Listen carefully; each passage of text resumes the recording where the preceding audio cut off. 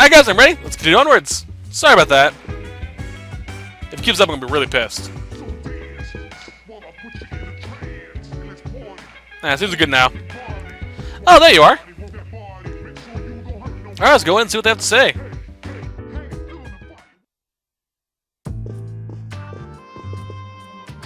Ah, there you are. I'm glad that you're okay. The reason I asked you here is because I needed to talk to you. Please, have a seat.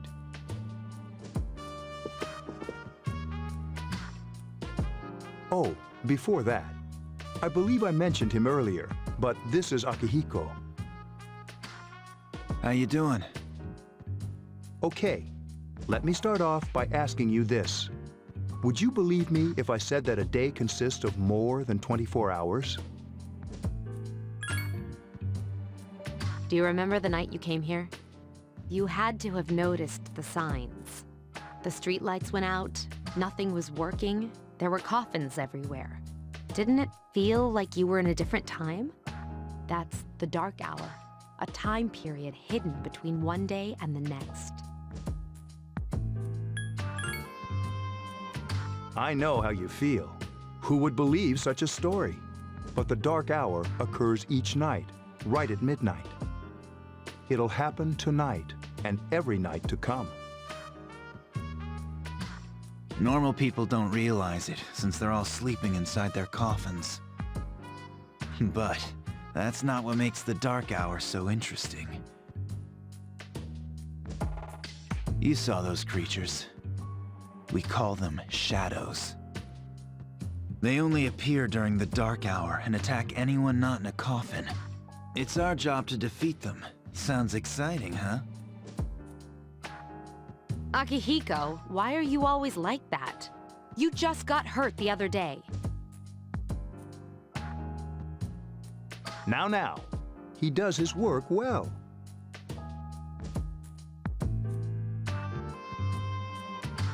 Long story short, we're the Specialized Extracurricular Execution Squad, SEAS for short.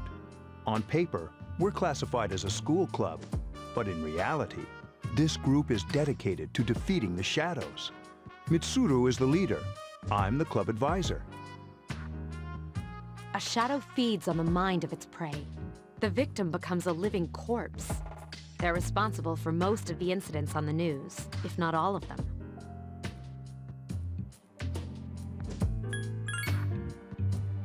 Unfortunately, the police can't do anything during the dark hour. Although rare, there are those who can function during the dark hour. Some may even awaken to a power that enables them to fight the shadows. That's Persona, the power you used the other night. The shadows can only be defeated by Persona users. Which means it's all up to you guys. I'm glad you're quick to understand.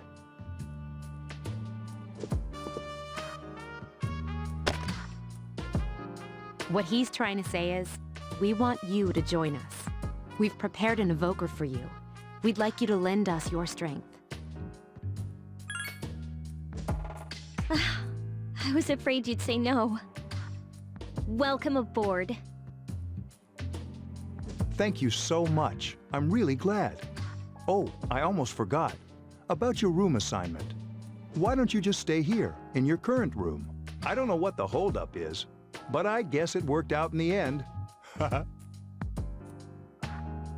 Hold up. Wasn't that...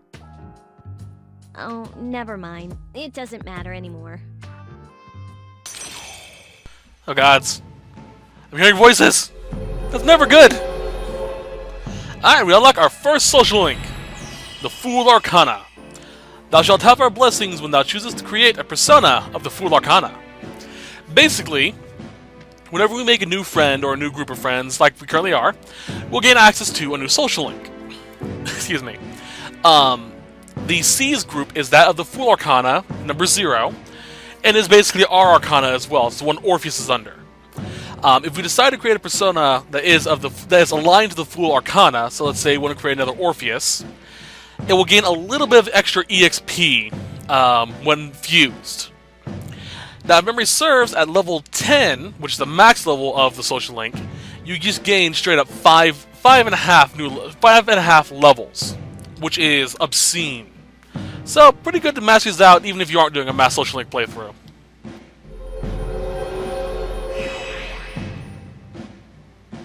You've established a new social link. You feel your inner strength growing.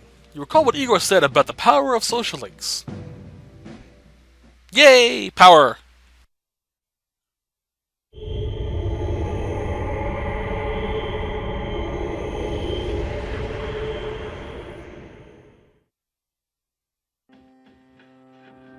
Hi, how are you?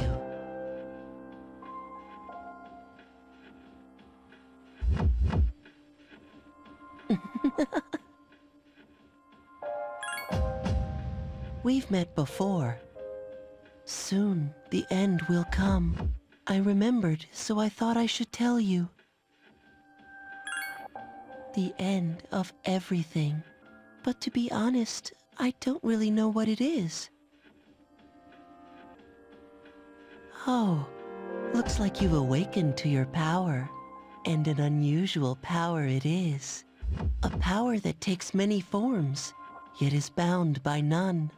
It may prove to be your salvation, depending on where you end up. Do you remember when we first met? I expect you to honor your commitment. I'll be watching you, even if you forget about me. Okay then. See you later. That was one of my favorite characters of this entire game, just because he's so cool. It's the reason why for the longest time he actually was the icon for the channel, as well as what I used for opening screens and whatnot. He's also the inspiration for the name Shikyo Sendo. So he's pretty awesome in my opinion. Hey, it's me. Can you come down here? Okay, he's here now. So, what's this all about? There's someone I want to introduce. Hey, hurry up. Hold your horses. This is freaking heavy. Junpei? Why is he here? Wait, don't tell me. This is Junpei Iori from Class 2F. He'll be staying here as of today. What's up? He's staying here? You've got to be kidding me. I bumped into him the other night. He has the potential, but he just awakened to it recently. I told him about us, and he agreed to help. You have the potential? For real? He found me crying like a baby at the convenience store, surrounded by a bunch of coffins. I don't remember much, but man, that's embarrassing. He said that's, you know, completely normal in the beginning. Like being confused and not remembering anything. Did you guys know that? Big deal. It happens to everyone else. But man, I was shocked to find out about you guys. I had no idea. I'm glad I'm not the only one. It could get kinda lonely, you know? I'll bet you're stoked too, right? Having me join? Huh? Yeah. Well, enough with the introductions. I think we're about ready. Oh, we're gonna go do something? Sweetness! With this many people, we can start exploring that place. You mean Tartarus? Tartarus? What's that? Sounds like toothpaste. We believe we can find the reason for the dark hour there. I hope so. The chairman will give us the details tomorrow night, so be ready.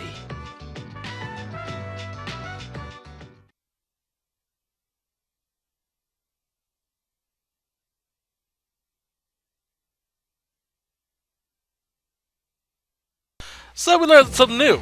The dungeon's called Tartarus, which I already mentioned earlier, but there actually is something interesting about Tartarus, which I'm trying to get up so I can explain it.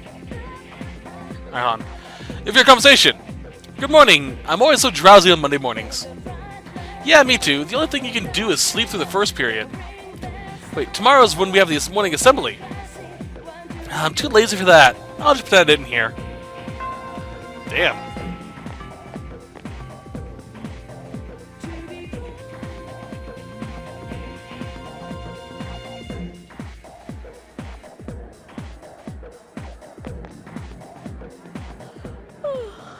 I thought I was gonna fall asleep in there.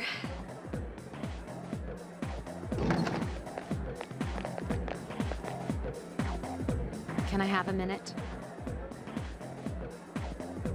Come to the lounge when you get back to the dorm.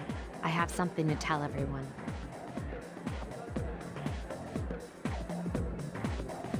Oh, are we having that talk? I'll save the details for later. See you there.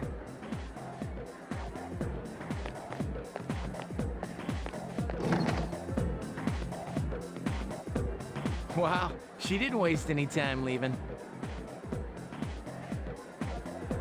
She's probably busy with things like student council, unlike us. Ooh, Yucatan. Do I sense some hostility? Well, it's not that I don't like her. She's just...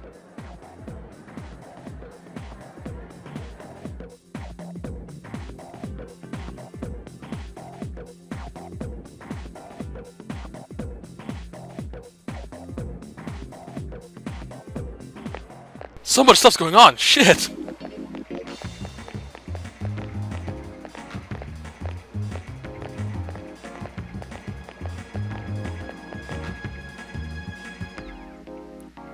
I have a lot to explain about Tartarus, so I'm gonna wait until we get there.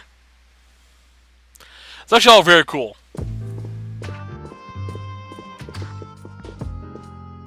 Okay, everybody's here. I'd like your undivided attention. For a long time, Mitsuru and Akihiko were the only Persona users we had. But that number recently jumped to 5. Therefore, starting tonight at 12 a.m., I'd like to commence the exploration of Tartarus. Sorry, I asked this yesterday, but what's this Tartarus thing again? You haven't seen it, Junpei? It's no surprise, since it only appears during the dark hour. The dark hour? Just like the shadows. Interesting, huh? And it's the perfect place for us to train. You can think of it as a shadow nest. Whoa. Their nest, huh? But, Senpai, what about your injury? Since Akihiko hasn't fully recovered yet, he'll only come as far as the entrance. Yeah, I know. Well, I'm sure he won't complain, as long as you don't go too far in. Since we're dealing with shadows, Tartarus isn't something we can avoid. Relax, I've got your backs. I'm not so sure about this. What about you, Mr. Chairman? I'll stay here. As you know, I can't summon a persona.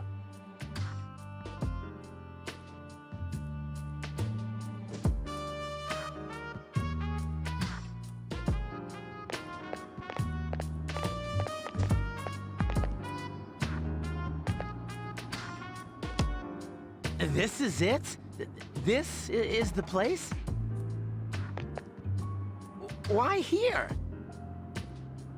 Just wait a few minutes. It's almost midnight.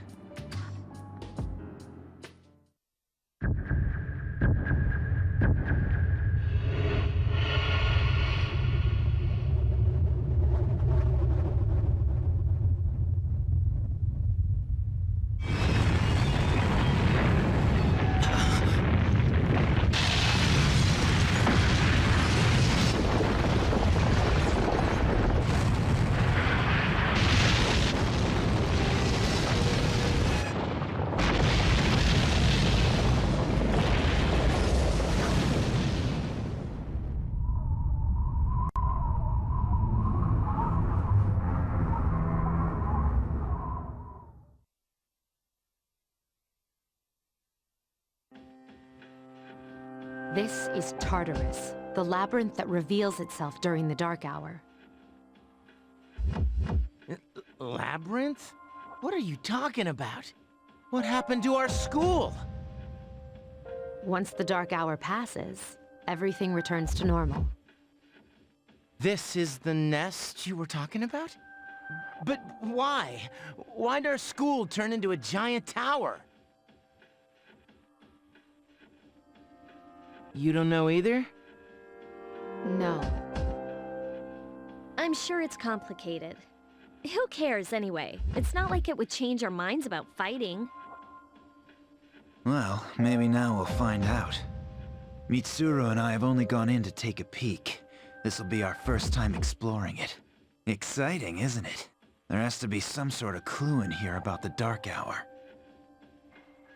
Akihiko, I respect your enthusiasm, but you won't be accompanying us today. I know, you don't have to remind me.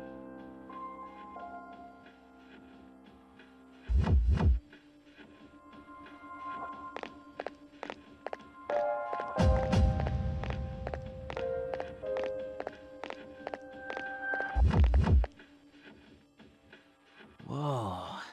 It's just as cool on the inside. But it sure is creepy. This is only the entrance. The labyrinth lies beyond the doorway at the top of the stairs. First we'll have you three get a feel for this place. Why don't you go have a look around? What? By ourselves? We're not asking you to go very far, and I'll be feeding you information from here. So you two didn't plan on coming in the first place? That's right. We're also going to appoint a leader to make any necessary decisions. For real? One of us? Oh, me, pick me. You're in charge. But wait, why him? He doesn't look like a leader. But he has fought them before. Seriously? That's true, but there's another reason. You two. Can you summon your persona without any difficulties like he can? Yeah, of course I can. I think so. These are shadows we're talking about here. Without your persona, you're screwed. I'm aware of that.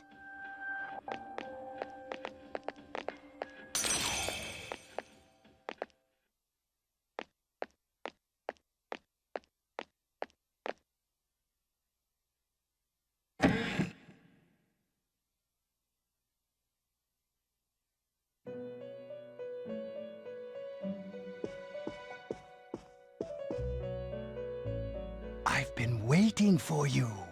The time has come for you to wield your power. The tower that you are about to venture into. How did it come to be? For what purpose does it exist? Regrettably, you are not yet capable of answering these questions. That is why you must be made aware of the nature of your power.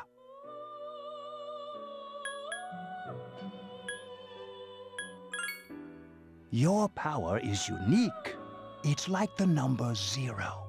It's empty, but at the same time holds infinite possibilities. You, my boy, are able to possess multiple personas and summon them as needed. And when you have defeated your enemies, you will see the faces of possibility before you.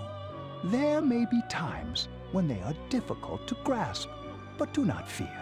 Seize what you have earned. Your power will grow accordingly. Be sure to keep that in mind. My spare time will soon be scarce, but please, come again of your own accord. I'll tell you then about my true role, the manner in which I can best assist you. Until then, farewell.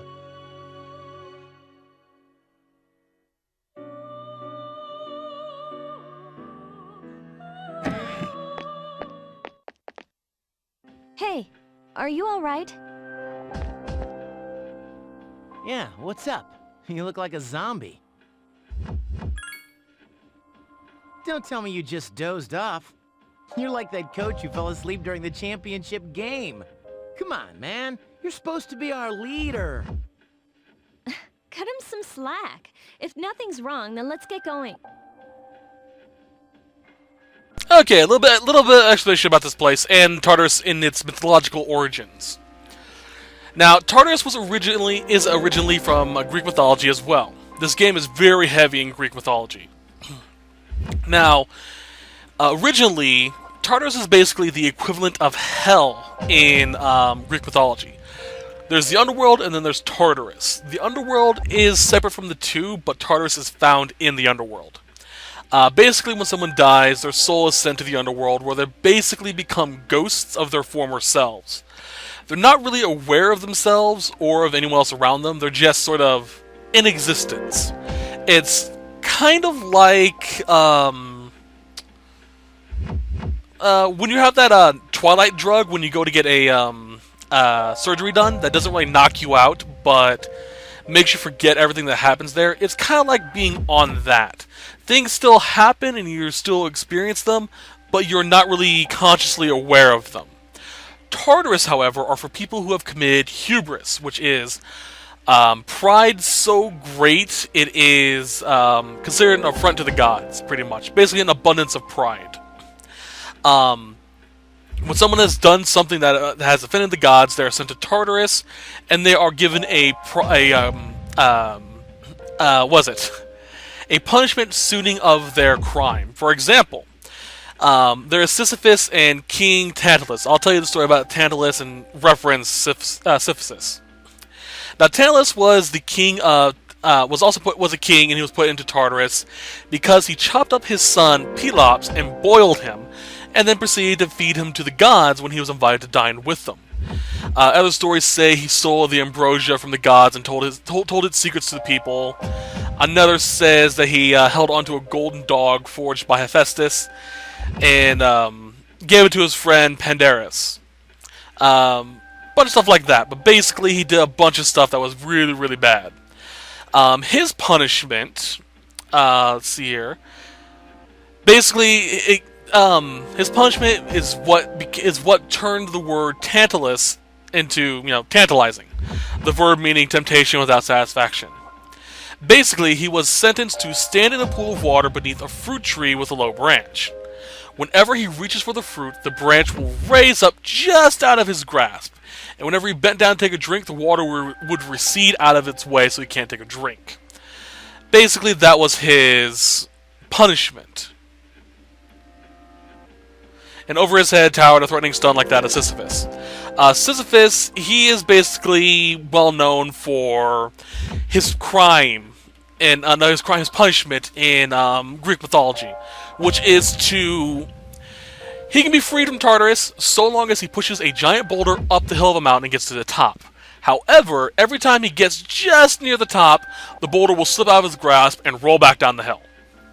He has to go back down, get back up, and if he can get it done, he'll be free. But he can't because, punishment being, yeah. So, let's go ahead and do a quick save. Alright then. It's also Monday, so let's do another week save.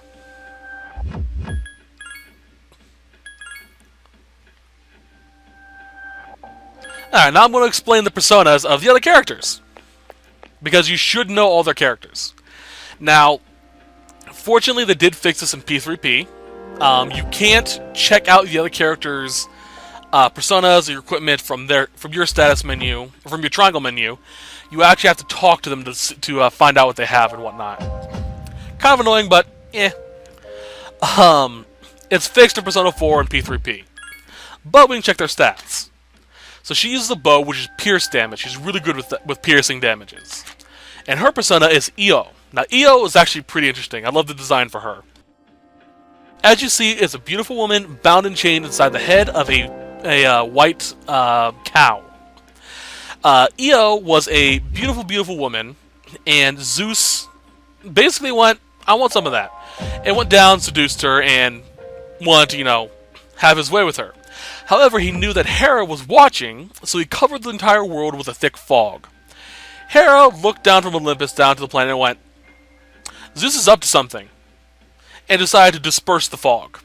Now, mid-coitus, Zeus realized what Hera was doing. He saw the fogs receding, so he decided to turn Io into a cow. Beautiful, beautiful cow. And he just stood there, with, not inside her, but, just stood there next to the cow. Hera came down and went, what the hell are you doing? He goes, nothing. I just saw this beautiful cow, and I wanted to admire it in person. And Hera went, I know he's lying, but I can't prove it. So she decided, okay, you're right, it is a beautiful cow.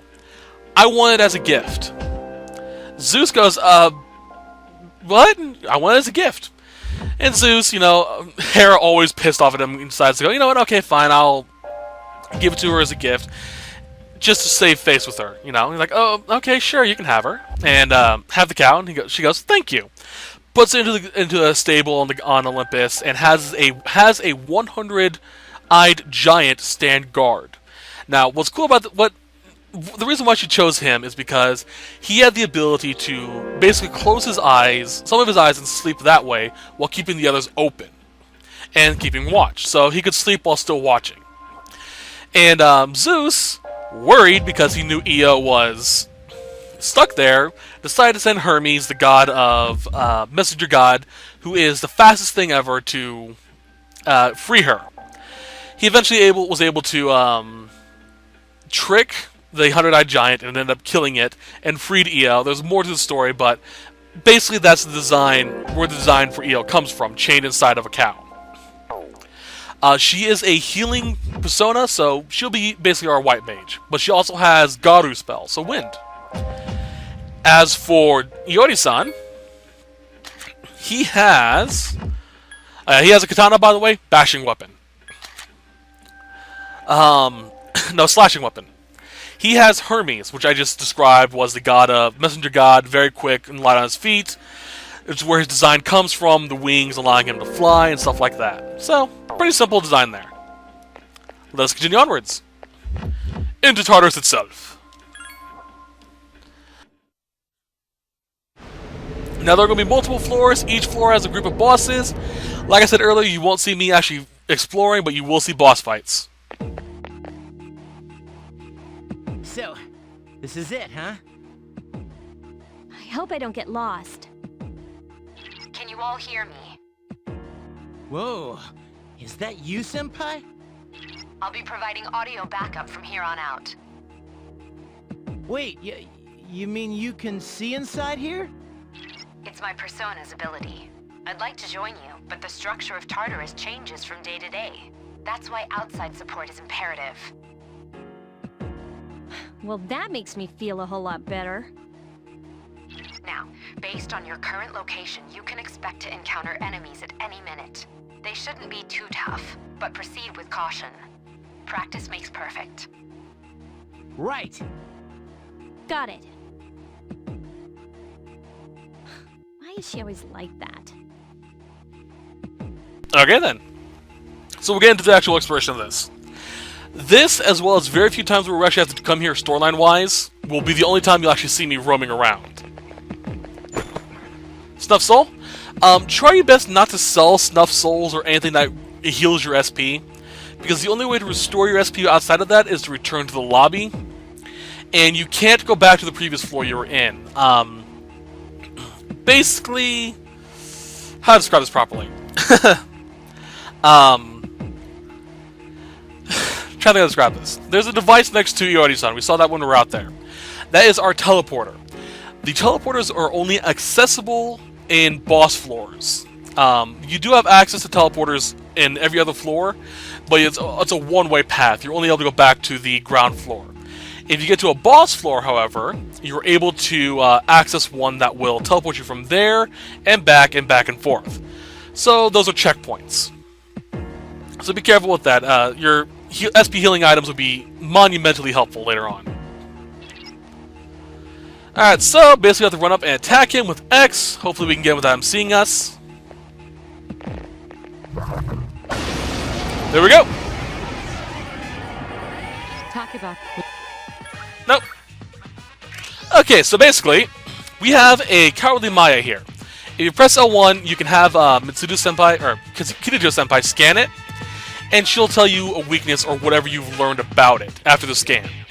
However, you have to wait a few turns for her to do that, or wait a turn for her to scan it. So kind of annoying. I'll attempt to analyze the enemy. However, I already know one of its weaknesses. It is weak to Agi. Now, what's cool about enemies that are weak to Agi is well, not enemies weak to Agi. Well, I'll go ahead and have her scan it. We'll all wait. They're gonna attack it. Unfortunately, you can't attack. There we go. So here we have the list. We know it's HP, we know it's SP, and all that fun stuff. From now on, whenever I scan it, press L1 on it, I'll know what stats are. She kind of sucks at scanning, so you may not get all the information, but you'll get at least a weakness. As I was saying earlier, turn on the volume on my TV, you do not control your party members. Again, it's changed in P3P and Persona 4, but in this game, you can't actively control them. You can control the tactics by which they work by. For example, act freely, they'll run based off their personality, they'll attack, and they'll change their strategies depending on the enemy and what is known. Excuse me. You can have them heal support, which they will only use healing items, or healing spells, or healing support. They'll basically just heal you. You can tell them who you want them to attack, you can tell them to stand by, stuff like that. You can also tell everyone to do the same thing. Tell them all to stand by, attack, etc., etc. And you can have all this fun stuff. Now, unfortunately, Kirijo-senpai can't request help because her persona doesn't have any of those abilities. We'll get someone later on who will be able to help out better. So, that's pretty much it. Agi.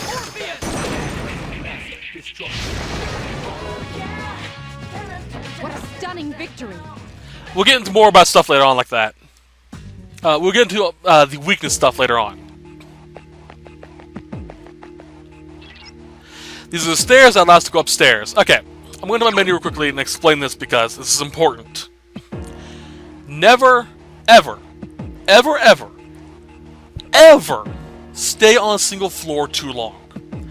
If you stay too long, eventually your support character will say something feels wrong, something, basically something seems off. And that is a sign that a optional boss fight is about to appear. And if they scream the phrase, "I sense death," run. Get to the teleporter or the stairs as quick as possible and get out of there. Death is a very powerful shadow.